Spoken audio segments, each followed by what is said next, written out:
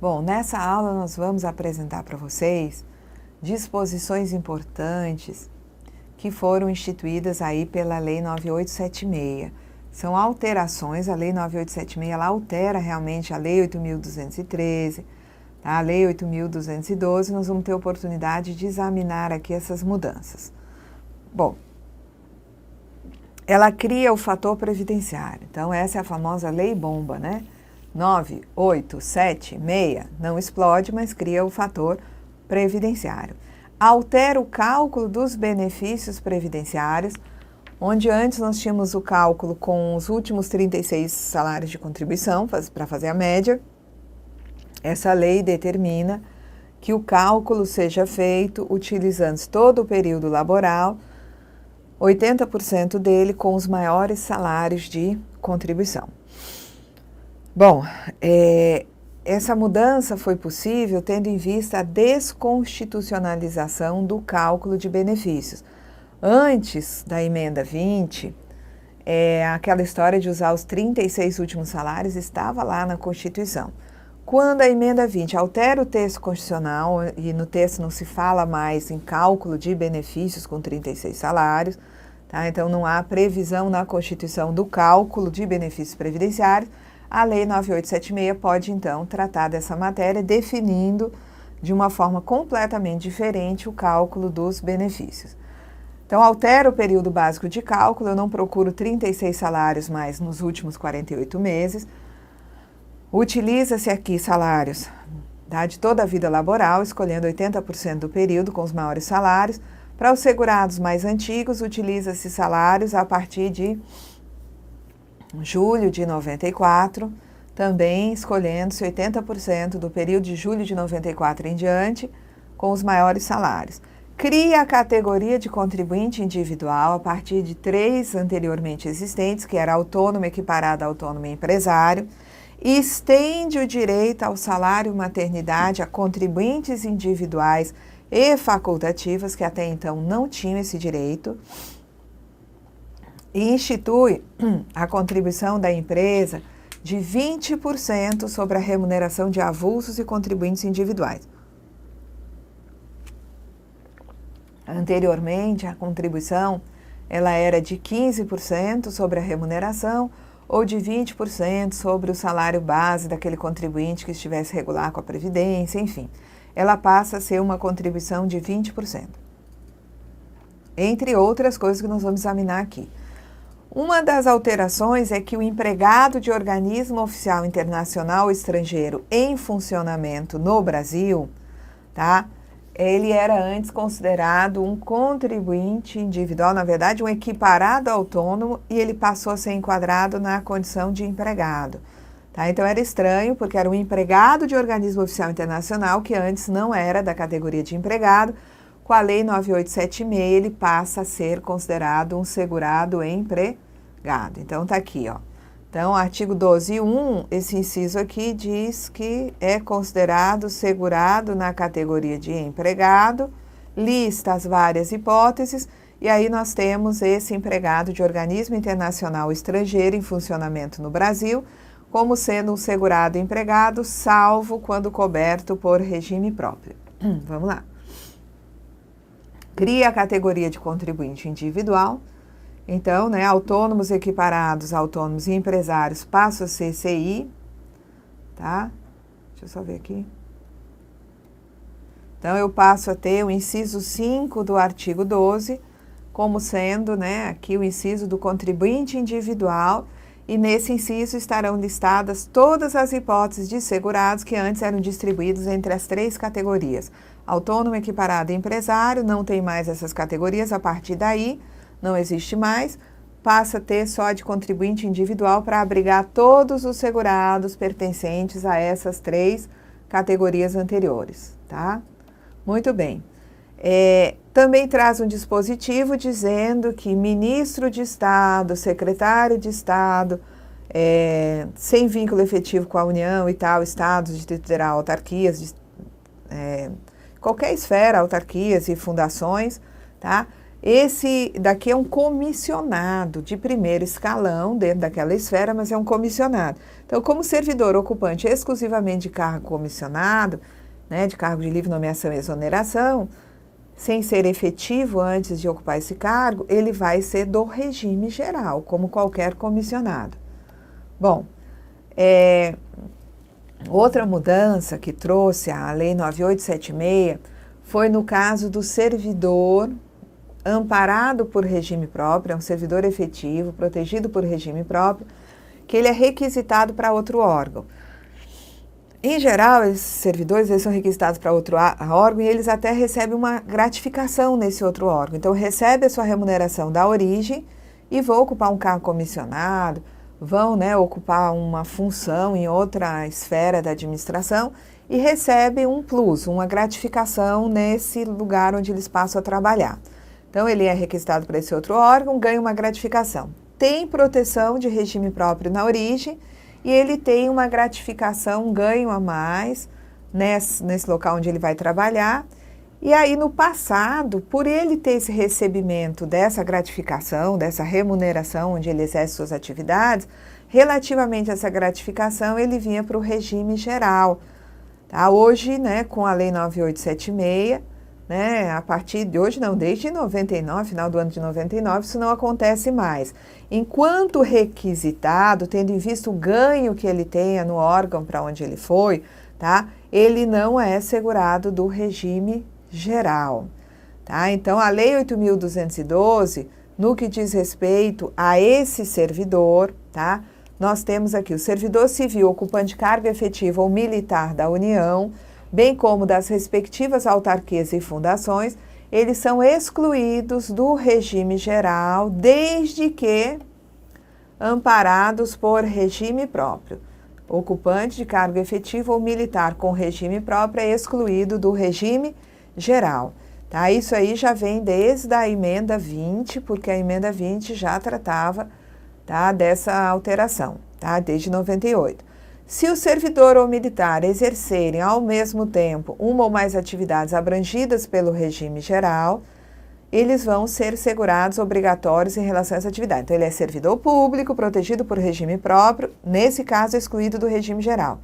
Mas se ele exerce outra atividade, uma segunda atividade no âmbito do regime geral, atividade remunerada, tendo em vista essa outra atividade, aí sim ele vai ser segurado do regime geral, passando a ser protegido por dois regimes, enquanto servidor, efetivo regime próprio, enquanto exercente de outra atividade laboral remunerada no âmbito do regime geral, segurado do regime geral. Agora, a grande mudança vem aqui.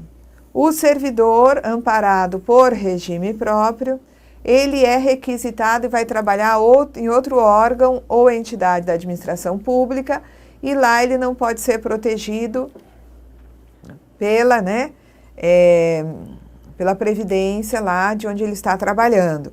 Ele permanece vinculado ao regime de origem, ao regime próprio. Ele não vai ter nenhum tipo de vínculo de filiação ao regime geral por conta dessa requisição. Ele permanece vinculado ao regime de origem, obedecendo-se às regras que cada ente estabeleça acerca de sua contribuição, tá? Na redação anterior, eu trouxe aqui, tá, principalmente esse parágrafo único que nós vamos examinar, que é o seguinte: se o servidor amparado por regime próprio vier a exercer, né, uma ou mais atividade abrangida pelo regime geral, torna-se assegurado obrigatório em relação a essas atividades. Essa aqui foi revogada, tá ok.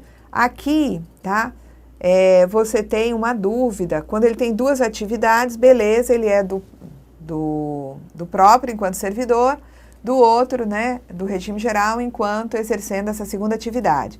Agora, vamos ver o 13 aqui, o caput. Eu devia ter colocado provavelmente de vermelho o caput. O servidor civil ou militar, né, de qualquer esfera, é excluído do regime geral desde que sujeito a sistema próprio de previdência. Então, o que não havia nesse dispositivo era clareza quanto ao que fazer com o requisitado para trabalhar em outra área da administração pública, tendo regime próprio na origem, trabalhando em outro local. Tá? Então, aí nós temos agora a clareza de que Ao ser requisitado, ele não tendo proteção onde ele vai ficar protegido na origem mesmo, enquanto servidor efetivo já amparado por regime próprio, tá? Esse artigo também, primeiro, modifica o artigo 15, tá? Só para trocar, onde tinha autônomo como equiparado à empresa, ele troca por contribuinte individual. Então, o contribuinte individual com segurados a serviço dele é considerado equiparado à empresa. Antes, a redação dizia que autônomo e equiparado a autônomo com segurados a seu serviço eram equiparados à empresa. Então, como não tem mais categoria de autônomo nem de equiparado a autônomo, trocou aqui na redação por contribuinte individual, tá? A contribuição do CI do facultativo passa a ser de 20% sobre o salário de contribuição, entendendo-se o salário de contribuição como remuneração entre um salário mínimo e o teto máximo.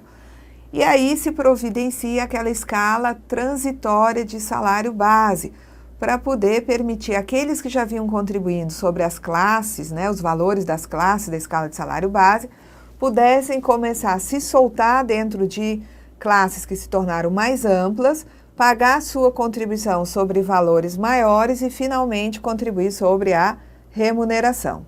Então, né, o artigo 1º da 9876 determina uma alteração no artigo 21 da Lei 8.212, que trata da contribuição do individual, dizendo que o CI e o facultativo, né, que estão os dois aí no artigo 21, vão contribuir com 20% sobre o respectivo salário de contribuição, tá? E o artigo 22 também é alterado no sentido de determinar, no inciso 1, artigo 22, inciso 1, que a contribuição da empresa vai ser de 20%, não apenas sobre a remuneração paga aos empregados, tá?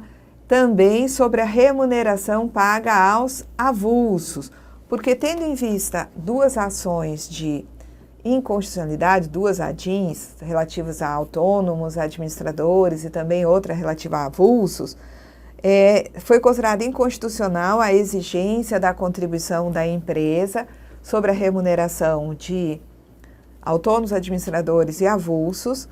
Isso deveria ser regulamentado por lei complementar. Saiu a Lei Complementar 84 em 96, que determinou naquele momento que as empresas contribuíssem com 15% sobre a remuneração de quem não fosse empregado, tá? Com a Lei 9876, essa contribuição anterior de 15% sobre a remuneração dos avulsos, de 15% sobre a remuneração dos autônomos administradores, que passaram a ser contribuintes individuais, passou a ser de 20%. Então, o artigo 22, inciso 1, determina que a empresa contribuiu com 20%, como vinha fazendo, sobre a remuneração do empregado, mas também com 20% sobre a remuneração dos avulsos que lhe prestem serviços.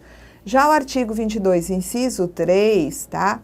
Ele determinou que a contribuição que vinha sendo paga de 15% sobre a remuneração de contribuintes individuais passasse a ser de 20% sobre remunerações pagas ou creditadas a qualquer título no decorrer do mês aos segurados contribuintes individuais que prestem serviço à empresa. Então, antes, com a Lei Complementar 84, a contribuição da empresa sobre a remuneração do CI era de 15%. Com a Lei 9876, essa contribuição sobre a remuneração do CI passou a ser de 20%. E o mesmo processo aconteceu relativamente à remuneração dos avulsos. Primeiro contribuição de 15%, depois contribuição de 20%. Bom, o artigo 22, ele passa a ter aqui o inciso 4, que é o inciso onde você passa a ter a exigência da contribuição de 15% sobre o valor bruto da nota fiscal ou fatura de prestação de serviços relativamente a serviços que são prestados por cooperados por intermédio de cooperativa de trabalho. Então, ela tem aí a previsão de que as empresas passem a pagar 15% sobre a nota da cooperativa, sobre o valor bruto da nota, quando contratam cooperados através de cooperativa de trabalho. O artigo 22, parágrafo 1º, já estava na Lei 8.212, antes da Lei 9876. Esse parágrafo do artigo 22 trata do adicional de 2,5%, adicional de 2,5%. E esse adicional, que até então vinha sendo exigido quando se tratava dos 20% sobre a remuneração de empregados, passa a ser exigido também quando a empresa contrata contribuintes individuais. Então, um banco contrata um contribuinte individual, vai pagar sobre a remuneração do contribuinte individual 20% mais 2,5%, como já fazia relativamente à remuneração dos seus empregados, tá? Então, qual é a base de cálculo do adicional de 2,5%?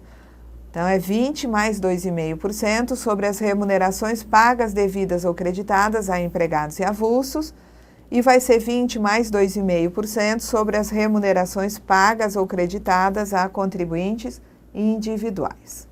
Bom, o artigo 28 da Lei 8.212 trata do salário de contribuição, e a partir da Lei 9876, onde antes você encontrava como sendo o salário de contribuição de contribuintes individuais e facultativos o salário base, você passa a ter como base de cálculo da contribuição do contribuinte individual a remuneração por ele auferida. E a base de cálculo da contribuição do facultativo é o valor por ele declarado até o teto.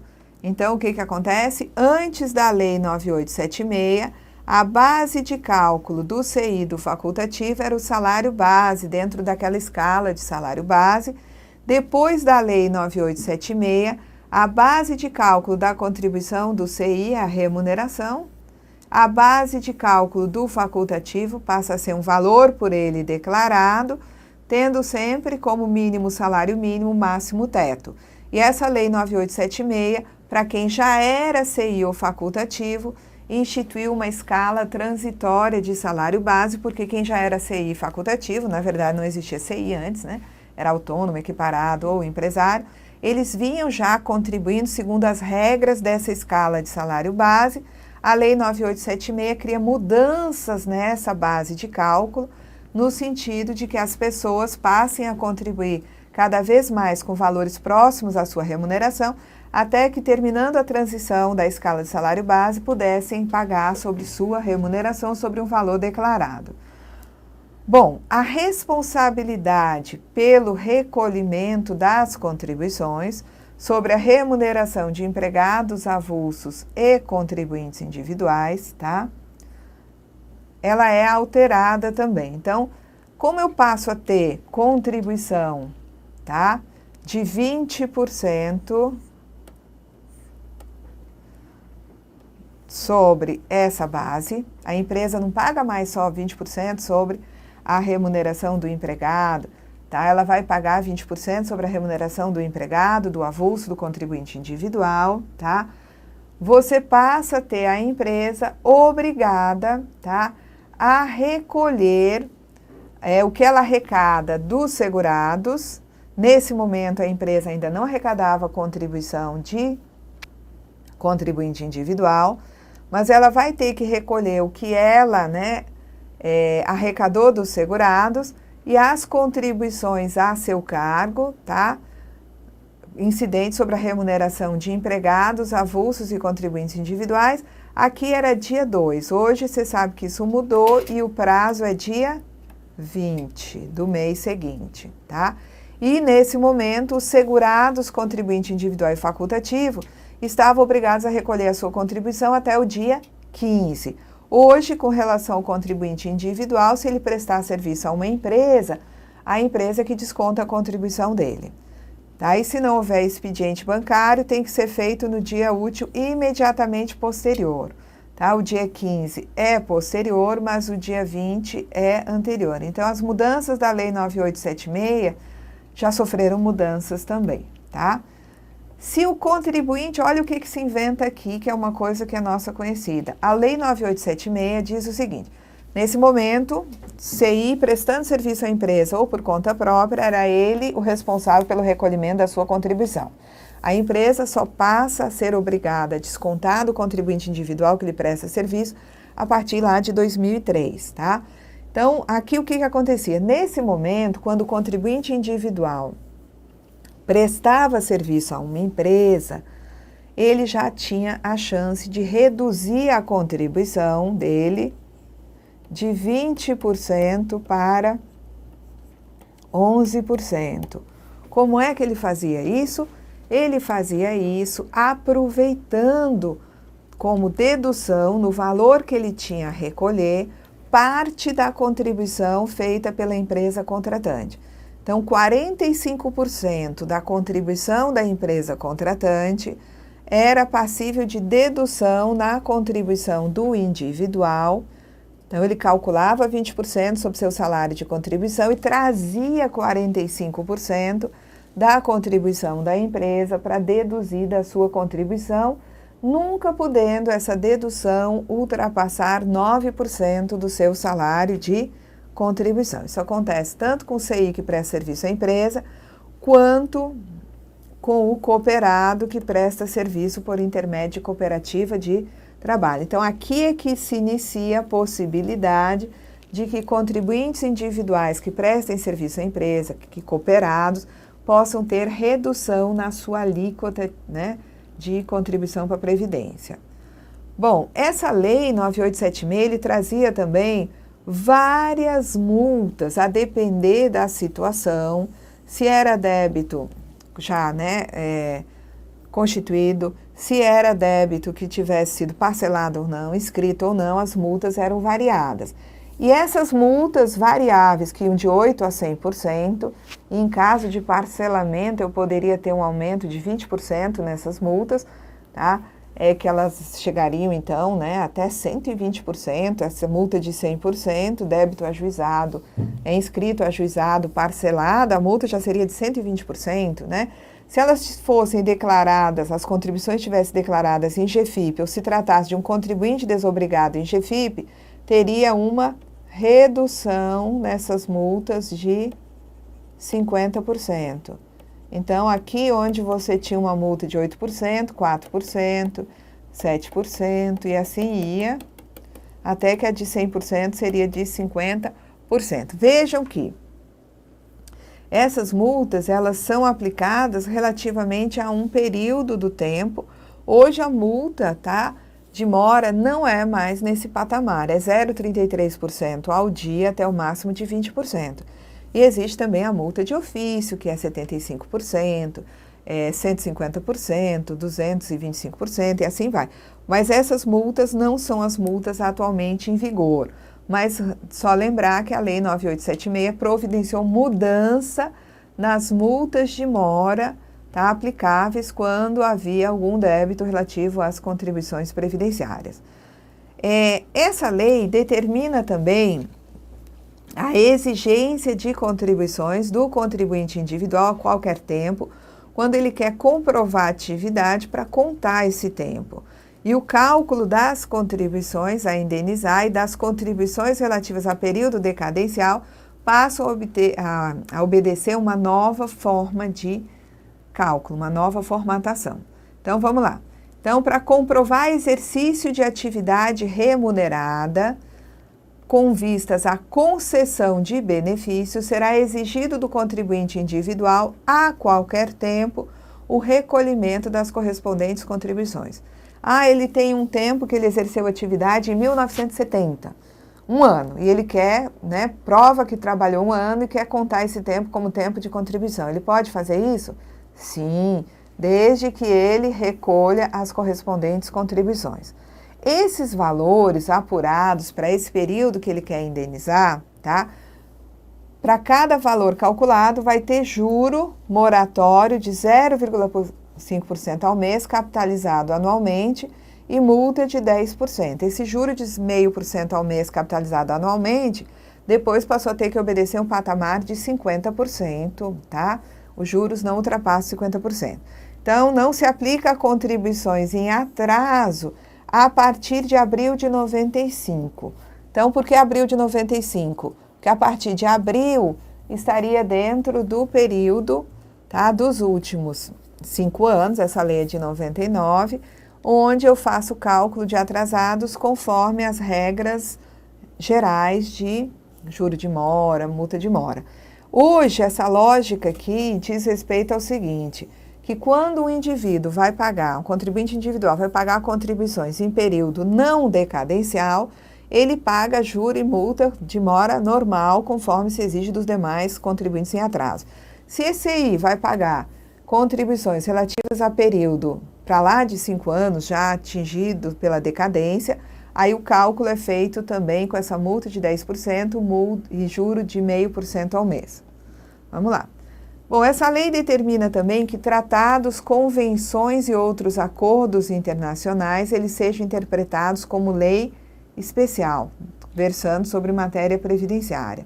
Então, é o artigo 85A que nós encontramos lá na Lei 8.212, ele foi incluído pela Lei 9876. Então, o que nos diz esse artigo? Tratados, convenções e outros acordos internacionais de que Estado estrangeiro, organismo internacional e o Brasil sejam partes e que versem sobre matéria previdenciária serão interpretados como lei especial, tá? E nós vamos, encerrar aqui, porque na próxima aula nós vamos examinar as alterações que foram feitas pela Lei 9876 na Lei 8.213. Então, eu vou voltar aqui um pouquinho para a gente, dar só uma revisão geral aqui. Vamos lá. Então, empregado de organismo oficial internacional, passa a ser empregado no Brasil, trabalhando no Brasil, está aqui. Cria-se a categoria de contribuinte individual a partir de 3 categorias anteriormente existentes, autônomo, equiparado e empresário, tá? Os comissionados, exclusivamente comissionados do primeiro escalão em qualquer esfera da administração, como comissionados exclusivamente que são segurados empregados, tá? Um servidor amparado por regime próprio que é requisitado para trabalhar em outro órgão, o que acontece com ele? Ele continua vinculado ao regime de origem, tá?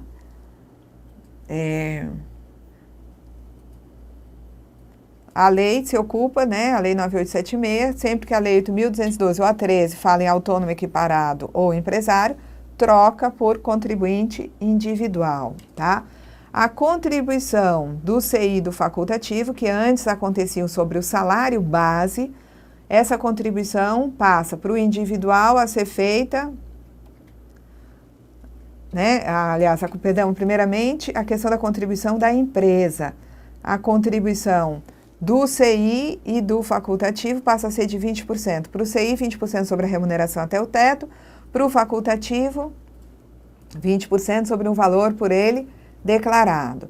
A contribuição da empresa, que era de 20% sobre a remuneração de empregados e 15% sobre a remuneração de quem não tivesse vínculo empregatício, passa a ser 20% sobre a remuneração de empregados, que já era, avulsos, e contribuintes individuais. É estabelecida a contribuição de 15% sobre o valor bruto da nota da cooperativa de trabalho, tá? Onde a empresa paga 20% sobre a remuneração de empregados, avulsos e contribuintes individuais. Se ela é um banco, ela vai pagar 20 mais 2,5%. Se ela é uma instituição financeira, uma entidade de previdência complementar. Tá? Nós temos também a questão aqui, já vimos, da mudança da base, Antes o contribuinte individual facultativo contribuindo sobre o salário base, o CI passa a contribuir sobre a remuneração, o facultativo sobre o valor por ele declarado. A responsabilidade do recolhimento das contribuições, ela ainda é aqui, tá? Do CI, no caso de CI, é ele próprio que recolhe, aqui não mudou. Apenas esse artigo aqui, ele se ocupa de ter algumas mudanças para poder definir que a empresa vai recolher os 20% e os 15% com o prazo de recolhimento, então era dia 2, depois passou para dia 20.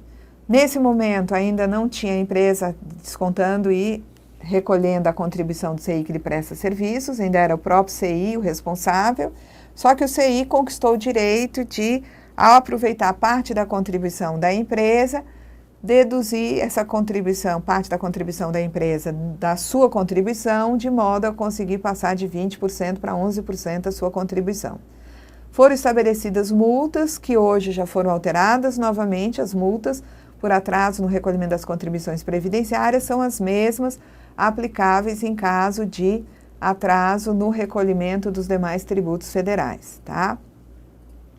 CI que quer provar que trabalhou, para poder, né, contar como tempo de contribuição, vai ter que pagar as contribuições, isso vai ter que ser feito a qualquer tempo, não se aplica aí o prazo decadencial de 5 anos.